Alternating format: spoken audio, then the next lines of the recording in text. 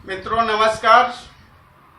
मैं doctor Ashok अयोध्यावासी YouTube channel पर आप सभी का स्वागत करता हूं। आज के वीडियो का विषय है आईबीएस। अक्सर लोगों के कमेंट आते हैं कि आईबीएस का क्या इलाज है। अब आईबीएस एक इंग्लिश वर्ड है, इरिटेबल बाउल सिंड्रोम। वो मैं तो नहीं समझता हूं कि पेट की कोई ऐसी बीमारी होती हो जिसमें कोई मरीज इरिटेट ना होता हो। अब हमारे यहाँ आयुर्वेद में आईबीएस नाम की कोई बीमारी है ही नहीं। किसी को कभी कब्ज रहती है, कभी नहीं रहती, कभी पेट फूल जाता है, कभी नहीं फूलता है, कभी खाना ठीक ढंग से पच जाता है, कभी नहीं पचता है। तो ये जब मिश्रित लक्षण पाए जाते हैं तो उसको एलोपैथ में आईबीएस नाम दिया जाता है। मरीज भी एक नई बीमारी का नाम सुन करके घबरा जाता है कि शायद ये बीमारी कोई बहुत बड़ी बीमारी होती होगी। तो मैं कहना चाहता हूं कि इससे घबराएं नहीं। आप स्पष्ट रूप से अपने वैद्य को लक्षण बताएं और उसकी चिकित्सा करें। आयुर्वेद में एक औषधि है जिसे मैं महाऔषधि बोलता हूं, त्रिफला। तो त्रिफला त्रिदोष नाशक है। चाहे आपको कफ संबंधित कोई समस्या हो, पित्त संबंधित कोई समस्या हो या वात संबंधित कोई समस्या हो,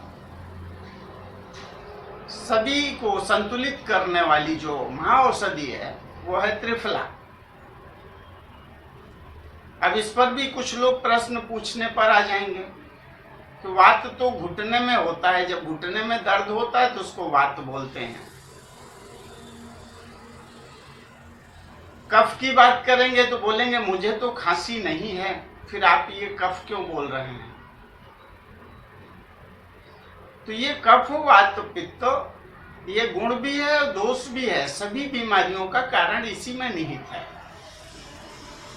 मान लीजिए किसी को म्यूकस आता है, मल के साथ में म्यूकस आता है तो इसका मतलब कफ से पीड़ित है। किसी के पेट में जलन होती है तो इसका मतलब है कि वो पित्त से पीड़ित है। किसी का पेट फूल जाता है या पेट में गैस बनती है। अब गैस न खाने पर भी बन सकती है और खाना खाने के बाद भी बन सकती है। तो ये वात की समस्या है। वात का मतलब ऐसा नहीं कि घुटने में दर्द है तभी वात की समस्या है। तो आप आईबीएस से बिल्कुल चिंतित ना हो और अपने वैद्य से मिलकर के बताएं कि आपको क्या समस्या हो रही है। तो वैद्य अपने आप समझ जाएगा कि आप कब से पीड़ित हैं, कि वात से पीड़ित हैं अथवा पित्त से पीड़ित हैं।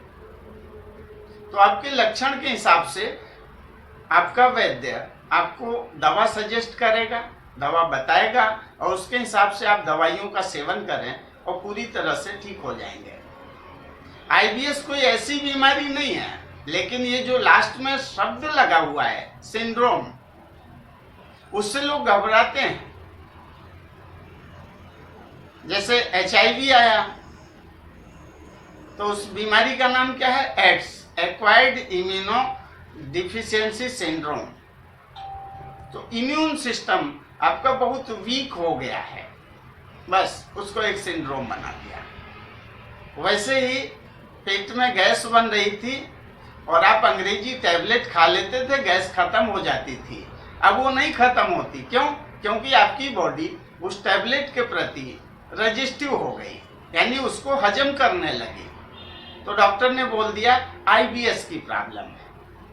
कभी गले में जलन होती थी, पित्त बढ़ता था, जिसको एसिडिटी बोलते हैं। आप एक टैबलेट ले लेते थे और आपको आराम हो जाता था। अब वो टैबलेट लेते हैं तो आपको पूरा आराम नहीं मिलता, बस आप एक सिंड्रोम के शिकार हो गए।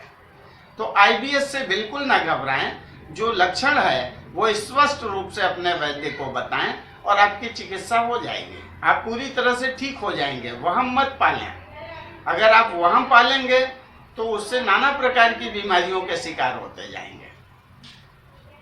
तो कृपा करके आईबीएस का जो ये भूत आपके सामने खड़ा है, आप बहुत ज़्यादा घबरा रहे हैं, उससे न घबराएं, सही लक्षण बताएं और सही ढंग से आप अपनी चिकित्सा करवाएं और आप पूरी तरह से ठीक हो जाएंगे। अगर किसी मरीज को और कोई जानकारी चाहिए तो स्क्रीन पर दिए गए नंबर पर मुझसे बात करें और उन्हें उचित चिकित्सा सलाह दे दी जाएगी। आशा है इस वीडियो से आप अपना लाभ उठाएंगे, दूसरों को भी बताएंगे और अपने विचार मुझे कमेंट में अवश्य लिखें, ये मेरी प्रार्थना है। एक प्रार्थना और है कि अगर अभी तक आपने मेरा चैनल सब्सक्राइब नहीं किया है तो मेरा चैनल सब्सक्राइब करें। जय हिंद, जय भारत।